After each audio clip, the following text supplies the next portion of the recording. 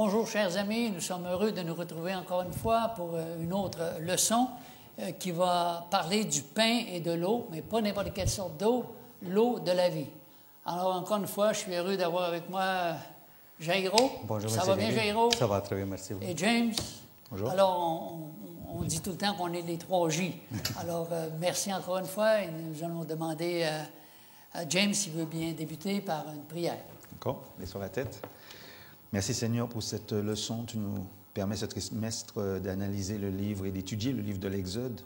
Permets que cette leçon sur le pain et l'eau de vie, nous savons que Jésus est le pain et l'eau de vie, mais dans le cadre de l'Exode, aide-nous à comprendre cette leçon, permets que ce soit une bénédiction pour ceux qui regarderont sur l'Internet. Sois avec nous, garde-nous. Nous t'en prions dans ton Fils Jésus pour ta gloire. Amen. Amen. Amen. Le premier texte biblique qu'on avait, c'était Exode 16, 28 à 30. Alors, qui dit ceci. Alors l'Éternel dit à Moïse, « Jusqu'à quand refuserez-vous de respecter mes commandements et mes lois? Considérez que c'est l'Éternel qui vous a donné le sabbat. Voilà pourquoi, le 6e jour, il vous donne de la nourriture pour 2 jours. Que chacun reste sous sa tente, que personne ne sorte de chez lui le 7e jour, et le peuple se reposa le 7e jour. » Alors, il faut s'imaginer que Dieu, au lieu de parler au peuple, il s'adresse à qui? Il s'adresse au leader qui est Moïse. Il dit, l'Éternel dit à Moïse, « Voici, jusqu'à quand? » Là, il est en train de parler du peuple. Il s'adresse à Moïse, et il dit, « Tout le peuple, là, il ne m'obéit pas. Il fait le contraire que moi, je voudrais qu'il fasse. » Alors, on réalise encore une fois que le peuple qui sortait après 400 années de captivité, que le peuple avait tout à apprendre et le peuple avait tout aussi à désapprendre. Ouais. Alors Dieu est un Dieu patient et Dieu va tout faire pour qu'ils puissent apprendre les leçons dont ils avaient tant besoin afin de rentrer dans la Canaan terrestre. Alors, Moïse, c'était le chef visible, c'était le leader. Dieu voulait se servir de lui.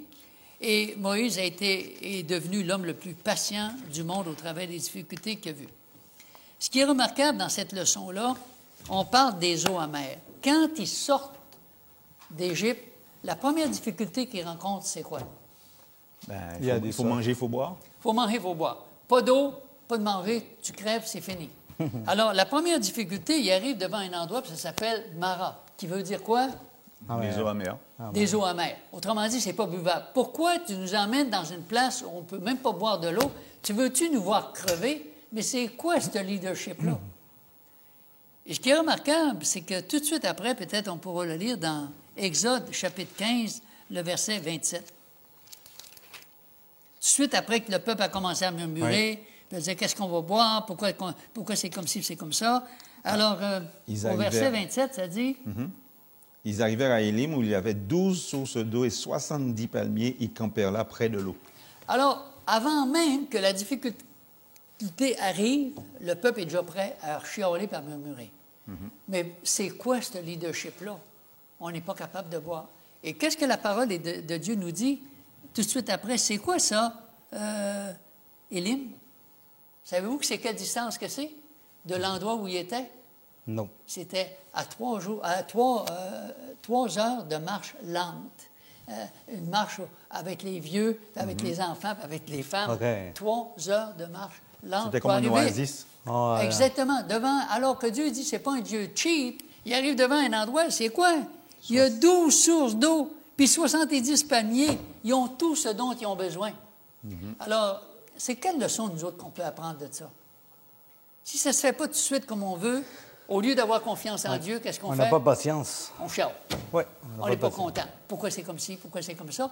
Alors que Dieu, lui, a déjà prévu une solution pour le problème qu'ils sont en train de rencontrer. Et surtout aujourd'hui, on est moins impatient parce qu'avec la technologie, que tout l'Internet, tout c'est comme ça. Aujourd'hui, on ne peut pas attendre un jour ou 15 minutes. Là. Jairo, j'ai parlé à un spécialiste de la Caisse populaire. Puis j'ai dit, écoutez, monsieur, merci de m'avoir accompagné, mais c'est pas évident de naviguer là-dedans. J'ai dit, vous avez affaire à un monsieur qui est âgé quand même, et tout ça. Non, monsieur, il dit, vous avez très bien fait. Mais je peux vous dire une chose, moi, je suis jeune, mais moi, là, quand je vais être rendu à votre âge, là, les difficultés que vous pensez avoir là, dans le domaine de la technologie, ça va être 100 fois pire. Oui, oui. Il dit, wow, c'est pas encourageant. Il dit, ça va devenir tellement compliqué. Oh, ouais. Alors, ça m'a fait réfléchir, je dis, wow! Ah oui, oui, C'était assez particulier. Alors, c'était pas très loin, et le peuple devait apprendre 2 leçons. Tantôt, tu l'as dit, la patience. Patience. Et puis l'autre, il avait à apprendre quoi? Le fait que Dieu fait les choses en coopérant avec les êtres humains. Hein? Et puis, qu'est-ce qui est arrivé avec le peuple? Ils ont vu quelque chose d'extraordinaire, la main rouge qui s'ouvre, mais on dirait qu'ils ont déjà tout oublié ça. Ça se peut-tu qu'on a une mémoire aussi courte? Ok, À un oui. point tel où il arrive un événement extraordinaire qu'on n'a jamais vu auparavant, et puis que là, on oublie tout ça comme s'il n'y avait plus de Dieu et qu'on était tout seul. Et, oui, ils se comportaient comme des enfants gâtés, un Ouais. petit peu. Alors, est-ce que ça nous ressemble un peu? Ah oui, tout à fait.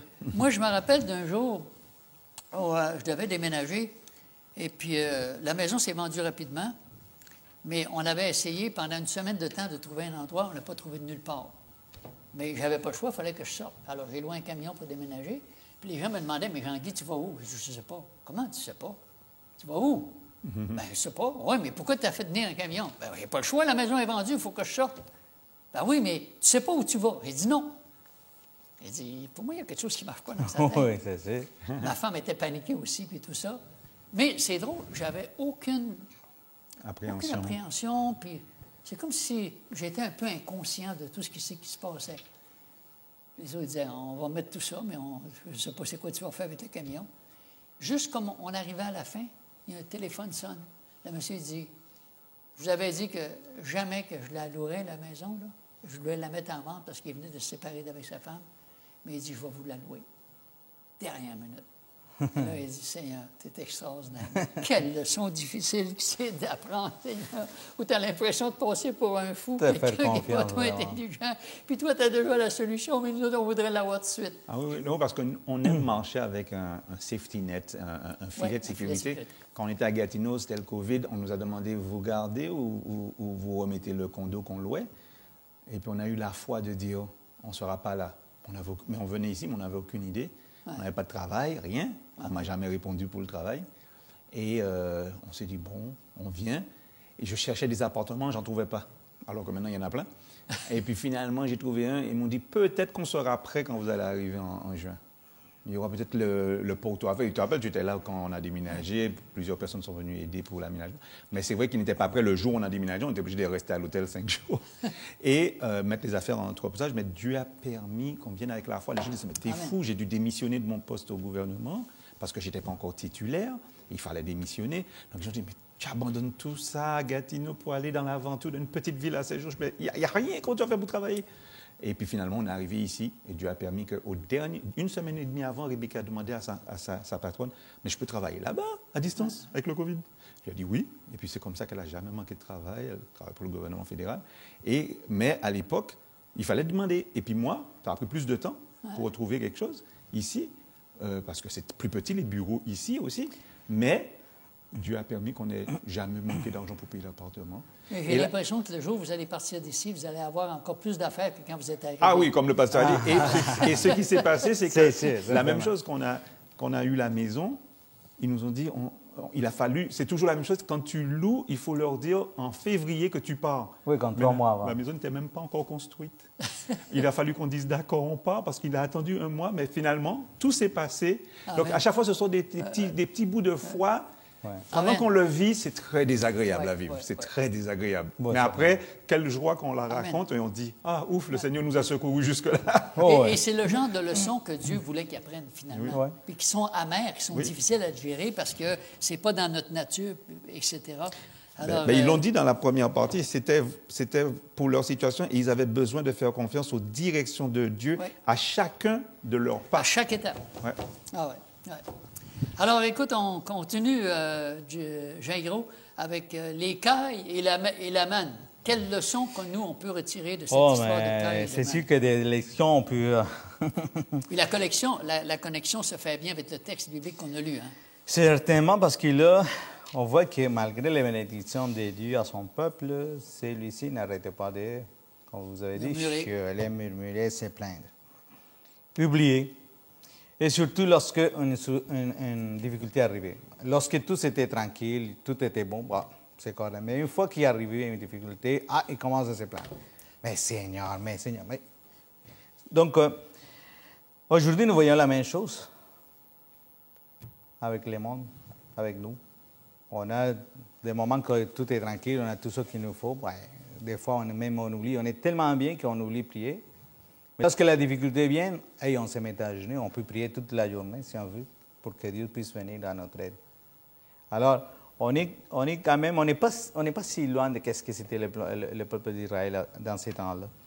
Aussi, en Exode 16, on ne va pas le lire parce que c'est vraiment long, Exode 16, 1 à 36, nous trouvons que le peuple se plaignait à cause de la nourriture. C'est normal, lorsqu'on n'a rien à manger, surtout qu'on voit des gens qui sont capables de tenir plus longtemps possible sans rien à manger, mais donc, ça me rappelle par exemple le pasteur Paul Goyer, qui là, lui, il dit à tous les 4 heures, il faut qu'il mange. Parce que pour lui, manger, c'est quelque chose de très important. Donc, il y a des gens vraiment qui ne sont pas capables d'endurer vraiment longtemps sans manger. Mais aussi, qu'est-ce que nous trouvons là? Nous trouvons des exemples où l'être humain a tombé. Exactement, oui. Par exemple, on a quoi? Le jardin d'Éden, avec Ève. La nourriture. La nourriture. OK? Il voulait en manger ça. Qu'est-ce qui s'est passé avec Jésus après 40 ans, 40 jours après qu'il y a eu jeûné? Qu'est-ce qui s'est passé? Satan l'a tenté avec la nourriture. avec la nourriture. Ésaü, qu'est-ce qui s'est passé avec Ésaü?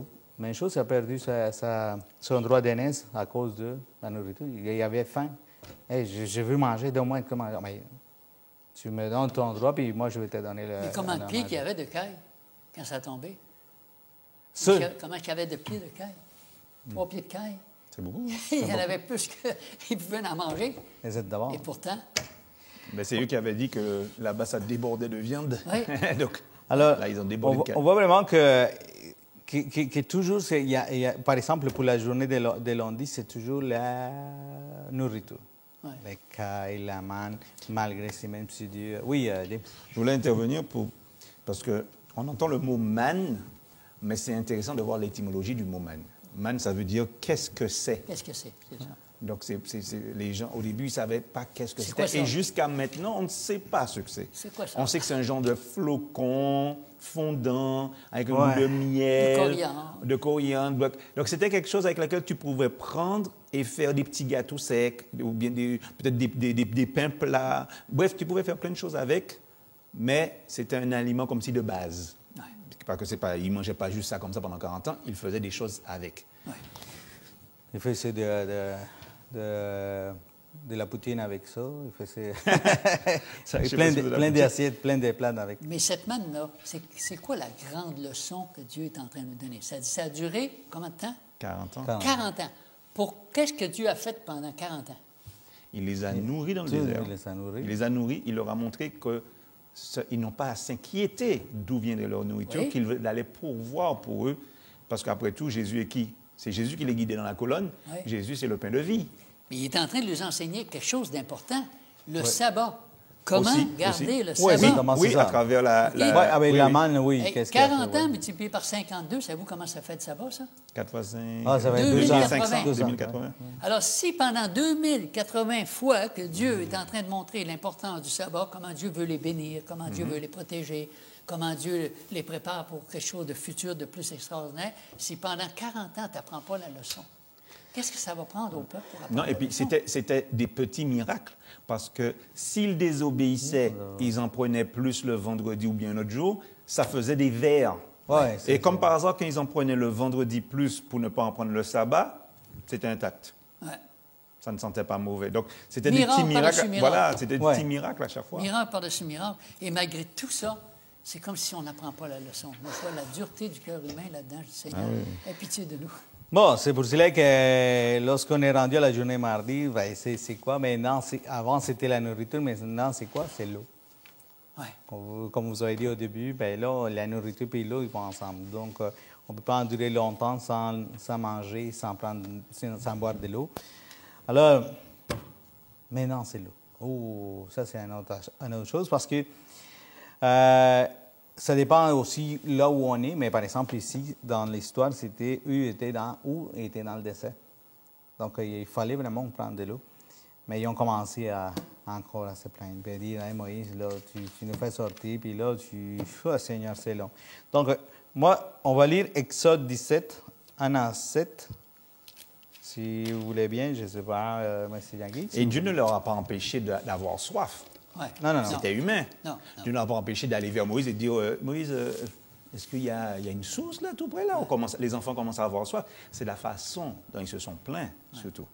Mais moi, quand on regarde, je reviens un petit peu sur la manne, là, tu sais, Dieu veut nous donner ce qu'il y a de mieux, parce qu'il voulait un peuple sain, un peuple qui n'a pas de maladie, un peuple qui soit une démonstration extraordinaire. Comment se fait qu'ils n'ont aucune maladie, il n'y a rien qui les touche.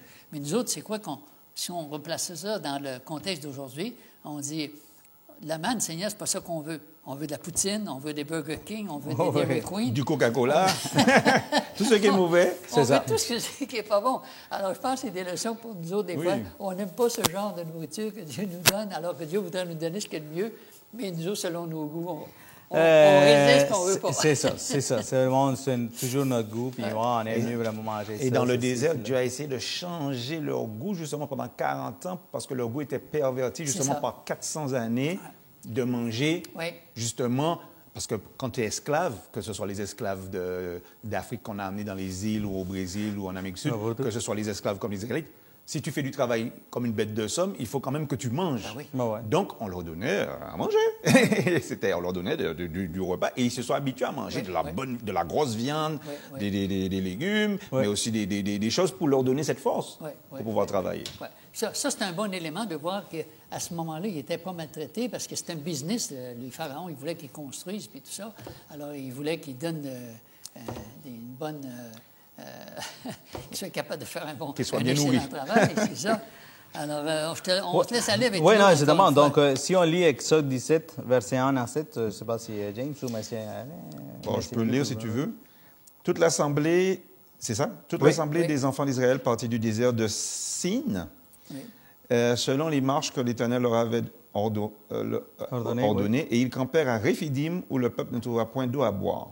Alors le peuple chercha querelle à Moïse. Ils dirent, « Donnez-nous de l'eau à boire. » Moïse leur répondit, « Pourquoi me cherchez-vous querelle? Pourquoi tentez-vous l'Éternel? » Le peuple était là, pressé par la soif, et murmurait contre Moïse. Il disait, « Pourquoi nous as-tu fait monter hors d'Égypte pour me faire mourir de soif avec mes enfants et mes troupeaux? » Moïse cria à l'Éternel en disant, « Que ferai-je à ce peuple encore un peu et ils me lapideront. » Ils étaient vraiment fâchés. L'Éternel dit à Moïse, « Passe devant le peuple et prends avec toi des anciens d'Israël. Prends aussi dans ta main ta verge avec laquelle tu as frappé le fleuve et marche. Voici, je me tiendrai devant toi sur le rocher d'Horeb. Tu frapperas le rocher et il en sortira de l'eau et le peuple boira. » Et Moïse fit ainsi aux yeux des anciens d'Israël. Verset 7, il donna à ce lieu le nom de Massa et Mériba, parce que les enfants d'Israël avaient contesté, parce qu'ils avaient tenté l'Éternel en disant, « L'Éternel est-il au milieu de nous ou n'y est-il pas? » Ça, c'est les deux mots qui veulent dire tentation et querelle. Voilà, Massa et Mériba. Alors, encore une fois, Moïse a été mis à l'épreuve, parce que c'est pas facile. Les peuples, ils se plaignaient tout le temps. T'aurais-tu aimé être un leader à ce moment-là, toi? Ah non, c'est sûr que non, parce que là, juste un petit groupe, là, puis il commence à hurler, mais là, il dit, hey, Seigneur, on va me retirer. Laisse faire, puis moi, je ne veux plus entendre. Parce que c'est pas facile. En tout cas, mais même Dieu, malgré toutes les choses que le peuple faisait, ben, il les fournissait selon leurs besoins. Okay? Vous avez vraiment besoin de ça, je vais vous combler ces situations-là. Puis aussi, on sait aussi que l'eau est un symbole de la vie. Car sans eau, il n'y a pas de vie. Alors, nous voyons aussi dans Paul, l'apôtre Paul en Corinthiens 10.4, il parle de quelque chose de plus puissant. Parce que nous, on parle toujours de quelque chose de physique. Oui. Mais en 1 Corinthiens 10.4, qu'est-ce que ça dit? 1 Corinthiens 10.4, ça dit... Et qu'ils ont tous bu les mêmes breuvages spirituels, car ils buvaient à un rocher spirituel qui les suivait, et ce rocher était Christ. Donc, Christ était là tout exactement. Donc, on voit que Maintenant, on parle de quelque chose de spirituel plus puissant. Alors, Dieu peut nous combler les choses matérielles, mais il veut vraiment surtout combler nos choses spirituelles, maintenant de la partie spirituelle. Parce que Dieu savait qu'il y avait soif. Oui. Dieu voyait qu'est-ce qui se passait et tout ça, tu sais. Eh oui. Alors, c'est sûr que le peuple, il n'attendait pas que Dieu fasse quelque chose. Les autres, ils voulaient tout de suite. Oui. Et nous autres, on est souvent comme ça aussi. Tout de suite. Oui. Et l'eau vivifiante qu'ils ont eue, qui les a abreuvés, ça a fait Moïse se fâcher, mais on se rappelle d'histoire où Jésus, avec la source d'eau, qui a dit à la femme, Ah si ouais. tu savais, tu aurais bu d'une eau tu n'aurais plus jamais eu soif parce que tu aurais bu d'une eau vivante. Ouais. Donc, ce symbolisme de l'eau qui est important, puisque, comme on nous dit, on est composé d'eau à 60%, on a besoin d'eau. On ne peut pas vivre plus de 3 jours, je crois, sans eau. Donc, c'était quand même un symbolisme. Donc, on peut comprendre physiquement leur lassitude sur le désert, sous le soleil. Ils ont soif, mais encore une fois, c'est la façon dont ils n'ont pas fait confiance. Et on peut boire de l'eau empoisonnée, mais ça va nous rendre malades. Oui. Et l'eau du Seigneur, ça ne nous rendra jamais malade. Alors, dans ce monde-là, on se laisse imbiber par toutes sortes de choses qu'on entend, qu'on voit, et on boit bien souvent des eaux polluées. Et la femme samaritaine avait besoin de boire une autre sorte d'eau que celle qu'elle connaissait, pour qu'elle puisse retrouver la vraie vie, la vraie signification du bonheur, et non pas d'avoir le plus d'hommes possible dans sa vie. Alors, c'est vraiment des leçons qu'on peut tirer vraiment de ces 2 journées-là. Mais est-ce que c'est facile d'arriver à ce point-là où on est capable de faire pleinement confiance à Dieu, peu importe la situation?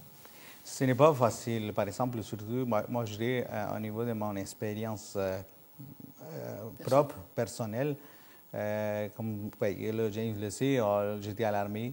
À l'armée, ils nous mettent à l'épreuve avant d'y aller dans des endroits éloignés parce qu'ils savent qu'à un moment donné, on va manquer de la nourriture, on va manquer de l'eau. Donc, on fait une période d'adaptation, on dirait comme ça, pour que nous puissions, que si jamais ça arrive qu'il nous manque la nourriture, il nous manque de l'eau, on puisse survivre le plus longtemps possible dans la forêt et tout ça.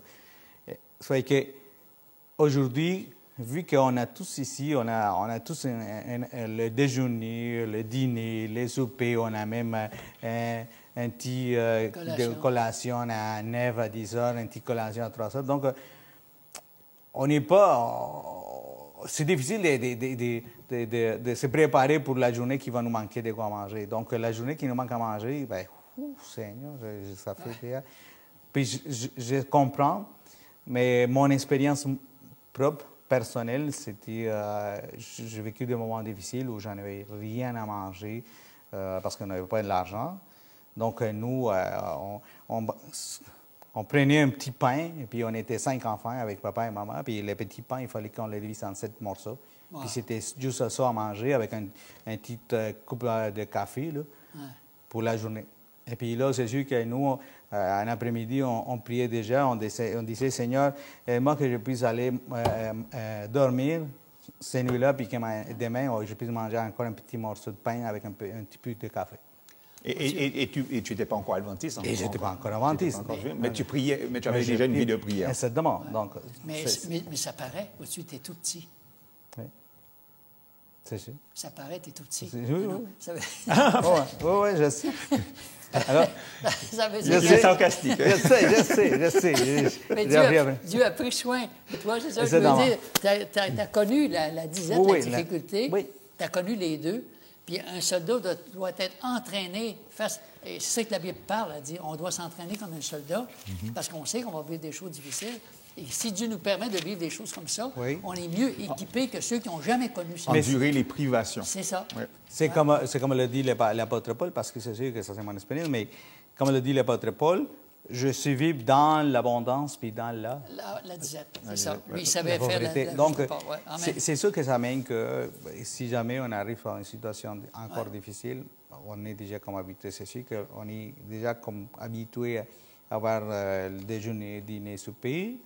Mais si jamais arrive des quoi puis qu'on doit juste manger une fois par jour... Tu ne feras pas de crise. Peut-être au début, ça va être difficile, mais ça va être facile avec le temps de s'adapter. Amen. Alors, James, tu veux nous parler du beau-père de Moïse, Oui. son beau-père préféré? Donc, de toute façon, Jéthro, il a quand même tiré le gros lot quand Moïse est arrivé à sauver ses filles. Il avait des filles à marier. Dans le désert, ça ne devait pas être évident de trouver de bons conjoints pour les filles. Et Moïse était quand même quelqu'un de bien. Et pendant 40 ans, il a vécu avec Moïse. Il a observé Moïse. Il a vu que c'était quelqu'un de bien. Moïse a fait des enfants à Séphora. Quand Moïse est allé, on se rappelle de l'histoire, il est allé en Égypte pour rencontrer son frère, pour rencontrer les anciens, pour parler à Pharaon. Il est allé avec son épouse et les enfants. Ouais. Mais là, apparemment, il les a renvoyés en Égypte parce qu'il savait que les événements qui allaient suivre avec Pharaon ne seraient pas de tout repos. Et donc, pour les protéger, il les a renvoyés à Midian, chez Jéthro. Mais maintenant, Jéthro ramène à Moïse, après la délivrance d'Israël dans le désert, il ramène à Moïse son épouse et les enfants. Et en même temps, il a entendu parler de ce qui s'est passé, de la mer qui s'est ouverte, parce que les peuples parlaient, oh mon Dieu, vous savez, les Égyptiens, on les a poursuivis, la mer s'est ouverte, c'est fantastique. Et lui, il a entendu toutes ces histoires-là. Donc, il est venu, il a regardé Moïse, il a regardé le leadership de Moïse, il a regardé comment Moïse... Et pendant qu'il était là, il a vu que Moïse était sans cesse interrompu. Il n'avait pas de vie. Il n'avait pas de vie presque. Et puis là, il a donné des conseils à Moïse, parce que lui, c'était un chef, Jéthro, c'était un chef religieux, on va dire, à Midian, mais il avait l'habitude d'avoir, on pense, du personnel quand même. Donc, ce qui fait, il a donné des conseils vraiment sages à Moïse. Il lui a dit, mais prends les anciens, les chefs de tribus, divise-les encore comme une armée presque. Comme ça, les petites doléances vont remonter à un chef plus bas, et puis toi, tu peux t'occuper d'autre chose, ça va te libérer. Et Moïse aurait pu dire, mais écoute, Jéthro, là, à ton âge, là, moi j'ai 80 ans, là, Jéthro, je me suis débrouillé jusqu'ici, puis j'ai l'Éternel, je peux le consulter. Non, il a été, on nous dit, Moïse avait appris à être humble, mais il a été un auditeur très exceptionnel, nous dit le moniteur, et il a non seulement écouté Jéthro, mais il a mis en pratique, mais il était rempli de gratitude et de louange pour Dieu dans ses responsabilités. Et puis, et Moïse, on pense que c'était un leader quand même visionnaire, mais il avait besoin d'apprendre à déléguer. Oui. Et c'est ça que Jéthro a voulu lui démontrer. Apprends à déléguer, Moïse. Donc, la visite de Jéthro lui a permis d'affiner ses qualités de guide, on va dire de nos jours de leadership, mais de guide. Et Jéthro a pu voir quand même que Moïse était un chef centré sur Dieu, conscient que c'est Dieu qui dirige sa vie et celle d'Israël. Il a pu observer ça dans Moïse. Et moi, ce que je trouve extraordinaire là-dedans, c'est que quand Jéthro, il a dressé une liste de la sorte de personnel qu'il avait besoin. Oui, les qualités. Les qualités des hommes qui craignent Dieu, c'est extraordinaire. Des gens qui sont dignes de confiance, des gens qui détestent le gain malhonnête et des gens capables d'avoir un bon caractère. Hey, c'est extraordinaire. Tu sais, on regarde ça, on dit, mais il n'y a rien qui change. Aujourd'hui, ça serait la meilleure recette que tu pourrais donner à n'importe quelle entreprise. Est-ce que tu vas choisir n'importe qui pour diriger? Et à l'Église, c'est la même chose. On donne la chance aux gens d'avoir certains postes. On voit qu'est-ce que c'est qu'ils font. On voit leur sincérité, on voit leur capacité, on voit leur force, on voit leur faiblesse. Mais on est là aussi pour les accompagner. Alors, je pense que c'était bon dans ce temps-là, c'est encore bon aujourd'hui. Parce que Moïse, il a fait ça parce qu'il n'y avait pas le choix. Il y avait tellement de problèmes et de difficultés. Puis heureusement qu'à l'Église, on n'a quasiment pas de problèmes, pas de difficultés. On aurait aimé comme le disait notre président, non, partout il y a des hommes, il y a de la querelle. C'est ça. Mais Jéthro a pu voir aussi que Dieu, il a dit, je sais maintenant que le Seigneur est plus grand que tous les dieux, parce qu'ils étaient entourés de païens, même si lui, il était un genre de prêtre à Midian, mais ils étaient entourés de païens. L'Égypte, c'était un pays païen. Même les Israélites, quand ils sont sortis, ils avaient un côté païen, puisque la preuve, ils n'ont pas vu Moïse sortir de la montagne et ils ont adoré le veau d'or. Donc, Jéthro, il a vu ça, il a dit, mais c'est remarquable quand même. Et il a compris pourquoi Moïse avait laissé sa vie derrière à Midian pour aller justement à la rencontre de ce peuple, faire sortir ce peuple. Donc, mais il est resté dans l'histoire, Jéthro, comme étant un homme sage qui a aidé Moïse. Ce que j'ai aimé dans le commentaire, tu as dit, c'est qu'au lieu de dire, hey, moi, je fais partie du peuple de Dieu, toi, non. Il y avait cette humilité de reconnaître que c'était sage que Jéthro leur disait. Je pense que nous, c'est la même chose. On peut rencontrer des personnes avec qui on parle. On a des choses à apprendre. Là où j'ai appris plus, moi, c'était en visitant les foyers. J'avais toujours quelque chose à apprendre avec lui. Je me disais, wow, ils ne viennent peut-être pas à l'Église, mais j'ai des leçons à prendre. Mais Oui, oui, certainement. Et Jéthro, c'était un homme de Midian, et on pense que, tu sais, les Hébreux, déjà avec les Égyptiens, les Hébreux étaient d'une autre race, on va dire. Hein. Ils étaient plus clairs de peau, les Sémites, par rapport au pharaon. Le pharaon qui était, quand ils sont arrivés, était un Sémite, on pense. Mais après, c'était des pharaons peut-être différents. C'est pourquoi on te dit, ils n'ont pas connu Joseph. Et Jéthro, on sait qu'après, Myriam a dit à Moïse, mais ta femme est sombre de peau. Et on sait que Dieu l'a frappé de lèpre. Donc Jéthro était même différent physiquement de Moïse, mais Moïse a vécu parmi eux. Et Moïse le respectait énormément, même il avait d'autres pratiques. On n'a jamais dit exactement qui il était. On sait juste qu'il priait, qu'il était un prêtre. Mais Moïse s'était adapté à la vie avec lui et avait appris aussi aux côtés de lui plein de choses. Merci Seigneur qu'il y a encore des gens qui ont des bonnes relations avec le beau-père. Avec le beau-père, oui.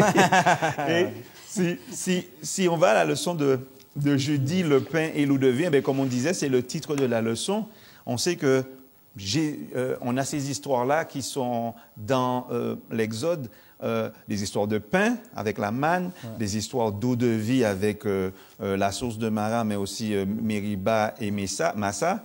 Donc, on sait que Jésus, il est le pain, et Jésus est aussi l'eau de vie, avec l'histoire de la Samaritaine. Donc, la femme samaritaine découvrit que Christ proposait quelque chose qu'elle ne pouvait trouver ailleurs, cette soif intérieure de paix, de joie et de bonheur, et que seul Dieu pouvait l'étancher. Et le psalmiste avait dit, elle était comme une biche qui soupire après des courants d'eau. Amen. Elle savait qu'il lui manquait quelque chose. Ouais. C'est comme les gens qui ont tout dans le monde et qui se suicident. Les gens des arts, de l'entertainment, de Hollywood, parce qu'ils ont un trou quelque part, des fois depuis l'enfance. Il y a un vide, il y a quelque chose. Et donc ils l'ont comblé par l'alcool, les femmes, les belles voitures, 50 maisons. Et puis ils réalisent, ce trou-là n'est pas comblé. Et on a besoin de... Nous sommes des êtres non seulement physiques, c'est pourquoi on dit l'homme ne vivra pas seulement de pain, nous sommes physiques, on a besoin de manger. Mais de toute parole qui sort de la bouche du Seigneur. Donc on a un côté physique, oui, on a le côté spirituel. On a plusieurs facettes qu'il faut qu'ils soient comblés, pour être des êtres complets. Puis on ne réalise pas que sans Christ, on est juste des cadavres en vie. Oui. On est... Oui. Parce que c'est l'auteur de la vie. Oui. Chaque respiration qu'on fait, on lui doit. C'est certain. Ouais. Et j'ai aimé la phrase, ces choses, dans 1 Corinthiens 10, verset 11, ces choses sont arrivées, ce qui arrivait au peuple hébreu, et repris par Paul dans le Nouveau Testament. Ces choses sont arrivées pour servir d'exemple. Elles ont été écrites pour notre instruction à nous qui sommes parvenus à la fin des siècles. Donc, combien plus pour nous qui sommes 2000 ans après Paul? Et l'élément peut-être final qu'on avait au travers de ça, c'est que les Amalécites sont tombés sur le peuple alors qu'ils étaient en pérégrination dans le désert et se sont jetés sur les femmes, les enfants, les vieillards. Et Dieu ne nous a pas détruits tout de suite. Dieu a donné 400 ans à cette tribu belliqueuse et cruelle de pouvoir changer de conduite. Et c'est quand Dieu avait dit à Saül que quand tu verras ce peuple-là, c'est fini, tu le détruiras. Dieu a attendu 400 ans. On voit encore la patience incroyable d'un Dieu qui donne toute la chance aux gens. 400 ans d'épreuve, pour la repentance. Mais 400 ans d'un autre qui sont là, qui sont cruels, puis Dieu dit changer de conduite, changer de conduite. Ne fais pas vivre de cette façon-là. Mais là, Dieu les a éliminés. On nous dit c'était fini. Une fois qu'il y a eu la bataille avec Israël, ils ont été effacés de la surface de la terre. Merci pour vos commentaires. C'est très apprécié. Alors, on va terminer, si tu veux bien, avec la prière de Jairo. Prions. Notre Père, notre Dieu, nous te remercions pour le beau message que tu nous as donné à travers de cette leçon. Puisses-tu, Seigneur, nous aider à rester fidèles à toi et surtout à te faire pleinement confiance jusqu'à la fin de nos jours. Nous te remercions et nous te prions au nom de ton Fils Jésus. Amen. Amen. À la prochaine, les amis, je suis convaincu que si vous avez été avec nous, vous auriez eu aussi beaucoup de choses à dire. Alors, on vous remercie pour votre présence et à bientôt, où nous aurons le plaisir encore de partager une autre leçon. Que Dieu vous bénisse. Au revoir. Wow.